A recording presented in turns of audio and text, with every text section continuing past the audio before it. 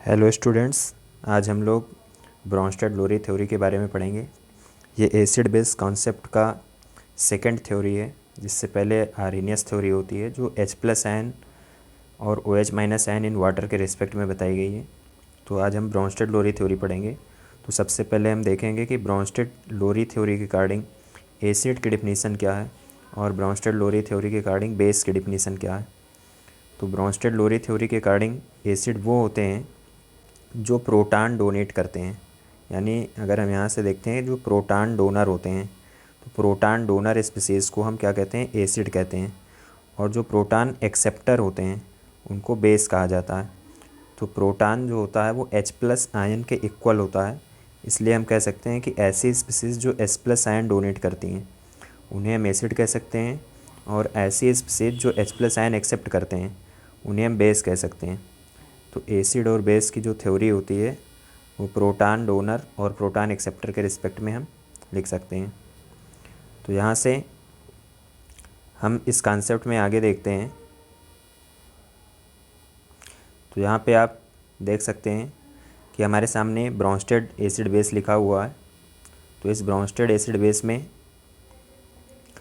यहाँ पर आप देखिए लिखा है ब्रोंस्टेड-लोरी एसिड। तो ब्रोंस्टेड-लोरी एसिड क्या होता है, जो H+ डोनेट कर सके। तो H+ यहाँ पर आप ध्यान से देखिए लिखा हुआ HA। तो HA से H यहाँ पर डोनेट किया जा रहा है। तो जब H डोनेट कर रहा है मतलब HA एसिड है। मैं यहाँ पे लिख के आपको दिखा रहा हूँ, ये मैंने HA लिखा और इधर B लिखा। तो ये HA अपना H डोनेट करेगा B को, तो जो H+ डोनेट करेगा उसे एसिड कहेंगे। तो ये हमारे लिए एसिड का वर्क करेगा, और जो एक्सेप्ट करेगा उसे बेस कहेंगे। तो B बेस है और HA एसिड है। तो ये कॉन्सेप्ट होता है, जो H+ डोनेट करता है वो एसिड होता है और जो H+ एक्सेप्ट करता है वो बेस होता है। फिर यहाँ से आप देख सकते हैं कि अगर कोई एसिड H+ डोनेट करती है तो H+ डोनेट करने के बाद वो जिस स्पीसीज़ में कन्वर्ट होती है उस स्पीसीज़ को उसका कॉन्जुगेटेड बेस कहते हैं। तो ये इसका कॉन्जुगेटेड बेस है जिसमें वो कन्वर्ट हुआ है। तो यहाँ से कॉन्जुगेटेड बेस आप चेक कर सकते हैं, ये कॉन्जुगेटेड बेस है इसका। और जो बेस होता है वो जिसमें कन्वर्ट होता है उसे कॉन्जुगेटेड एसिड कहते हैं। तो यहाँ से अगर हम देखते हैं, जैसे मैं एक इक्वेशन लिख रहा हूँ यहाँ पे, मान लीजिए मैं यहाँ से लिख रहा हूँ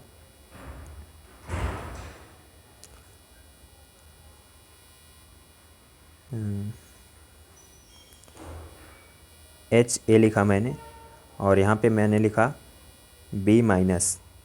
तो ये क्या काम करेगा, जो HA है वो HA अपना H+ डोनेट करेगा B को।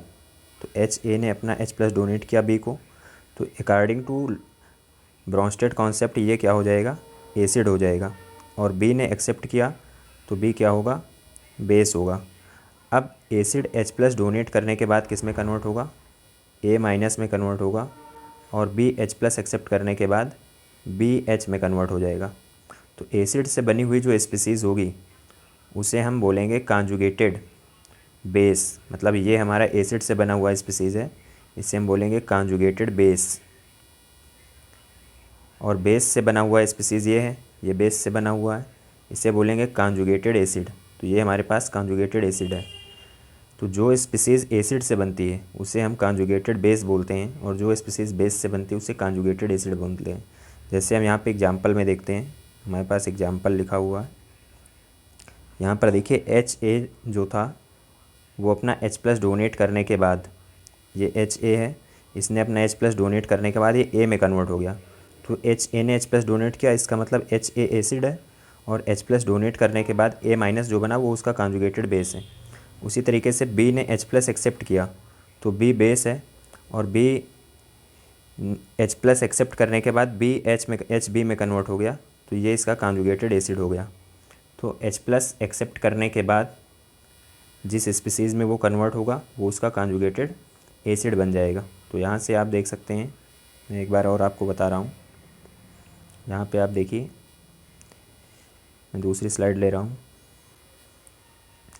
देखिए हमारे पास लिखा हुआ एक और एग्जांपल है। इस एग्जांपल में आप देख सकते हैं H2O है, और H2O क्या काम कर रहा है, HCO3 माइनस लिखा हुआ है यहाँ पे, और यहाँ पर H2O लिखा हुआ है। तो H2O अपना H प्लस डोनेट कर रहा है HCO3 माइनस को। तो अकॉर्डिंग टू ब्रोंस्टेड कॉन्सेप्ट जो H प्लस डोनेट करता है वो क्या होता है, एसिड होता है। मतलब यहाँ पर H2O एसिड का काम कर रहा है। तो H2O एसिड का काम कर रहा है क्योंकि H2O अपना H प्लस डोनेट कर रहा है।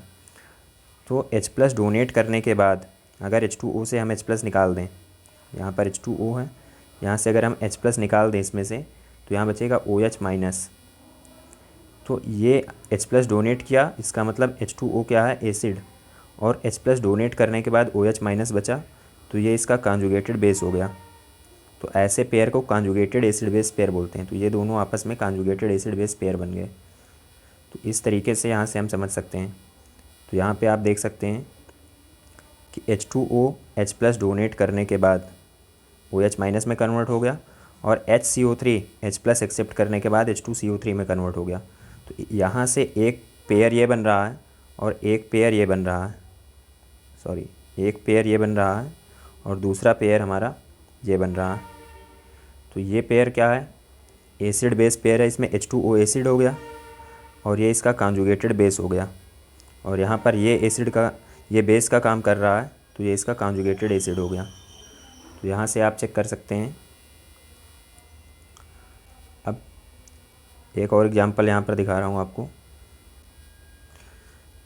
जैसे यहाँ पर लिखा हुआ है HCl और NH3 का एग्जांपल, तो मैं आपको बता रहा हूँ HCl और NH3 का एग्जांपल कैसे हम सॉल्व कर सकते हैं। मान लीजिए मैं HCl ले लेता हूँ और इसका रिएक्शन मैं NH3 से करा रहा हूँ। तो HCl जो होता है वो एसिड होता है।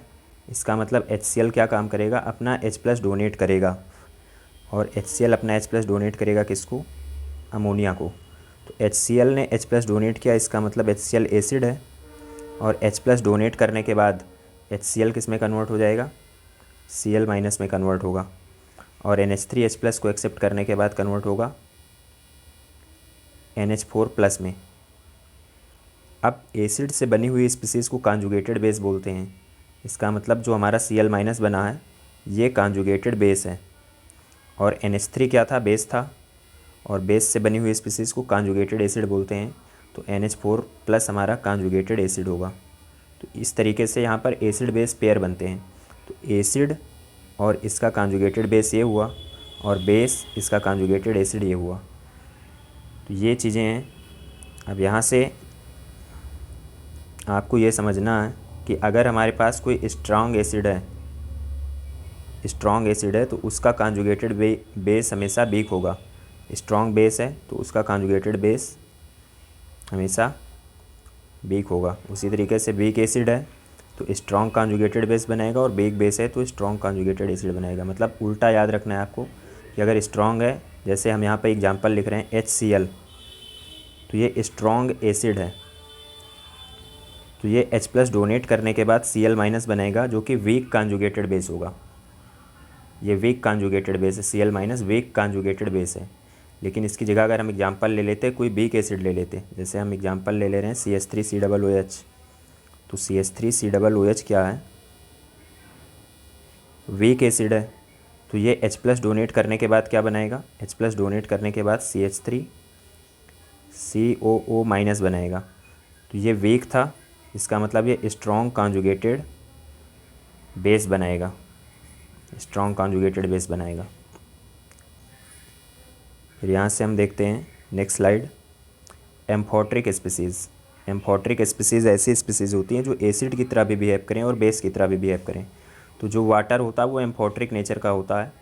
तो वाटर को मैं आपको अलग से बता दे रहा हूँ कि वाटर को अगर मैं लेता हूँ तो वाटर एसिड की तरह भी बिहेव करता है, बेस की तरह भी बिहेव करता है। तो अकॉर्डिंग टू ब्रोंस्टेड कॉन्सेप्ट अगर ये H प्लस डोनेट करता है, अगर ये H प्लस डोनेट करेगा तो OH माइनस में बदल जाएगा, और H प्लस डोनेट वो करता है जो एसिड होता है। इसका मतलब ये एसिड है तो वाटर का कॉन्जुगेटेड बेस OH माइनस होता है। और अगर वाटर H प्लस एक्सेप्ट करता है, इन केस अगर वो H प्लस एक्सेप्ट कर रहा है, तो एक्सेप्ट करेगा तो वाटर क्या होगा, बेस होगा, और एक्सेप्ट करने के बाद इसका कॉन्जुगेटेड एसिड बनेगा। जिसको हम बोलेंगे H3O+, ये इसका कॉन्जुगेटेड एसिड बन गया। तो वाटर जो होता है एसिड की तरह भी बिहेव करता है और बेस की तरह भी बिहेव करता है। जब एसिड की तरह बिहेव करता है तो कॉन्जुगेटेड बेस बनाता है और कॉन्जुगेटेड बेस उसका OH- होता है, और जब वो बेस की तरह बिहेव करता है तो H+ एक्सेप्ट करता है और कॉन्जुगेटेड एसिड बनाता है। तो इस तरीके से वाटर एम्फोट्रिक नेचर का होता है, और इस नेचर को प्रूव करने के लिए इसकी रिएक्शंस भी होती हैं। जैसे यहाँ पर रिएक्शन लिखी हुई है, जब CH3COOH के साथ रिएक्शन कराते हैं तो ये एक एसिड है, और NH3 के साथ इसका रिएक्शन कराते हैं तो ये एक बेस है। तो वाटर एसिड के साथ रिएक्शन करता है तो ये प्रोडक्ट बनाता है, और बेस के साथ रिएक्शन करता है तो ये प्रोडक्ट बनाता है। तो वाटर दोनों के साथ रिएक्शन कर सकता है, एसिड और बेस दोनों के साथ रिएक्शन कर सकता है।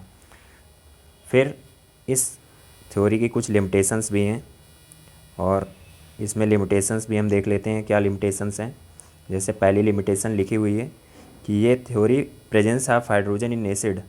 आर्नियस थ्योरी में जैसे होता था कि HCl, H2SO4, ये सारी एसिड जो होती हैं वाटर में